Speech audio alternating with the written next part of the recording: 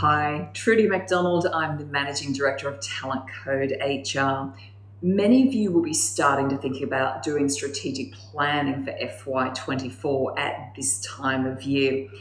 It's critical that you start to look ahead beyond FY24 as you start to get into strategy mode.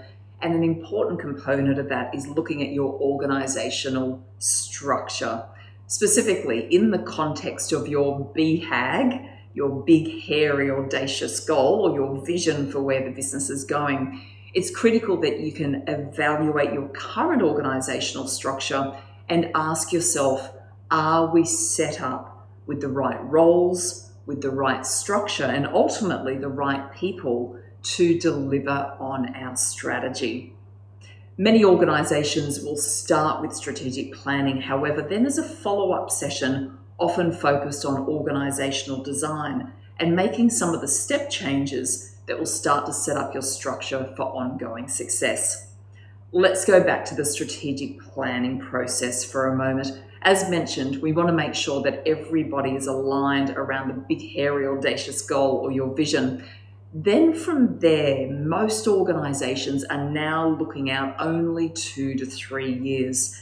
The pace of change is accelerating, and it's very difficult to do long-term planning. However, we do need to have clarity on our vision and the direction that we're going in. With that 2 to 3 year strategic plan, a framework that is useful is to ensure that you've always got a 2 to 3 year strategic plan in place. In fact, it's a rolling plan. What this does is that it enables you to regularly review strategy and to make sure that you can be nimble and agile as you move towards achieving your vision.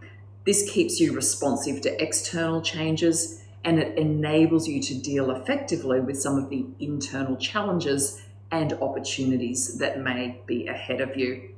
Ultimately, a successful strategic planning process should result in a plan on a page that can be communicated to everybody across the business, and they can see how their work is contributing to the organisational priorities and the broader vision of the business.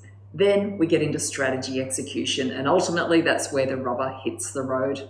If you would like a hand looking at your organisational structure to make sure it's set up for the future, planning your strategic planning workshop and how that can be facilitated, and or looking at strategy execution, please reach out.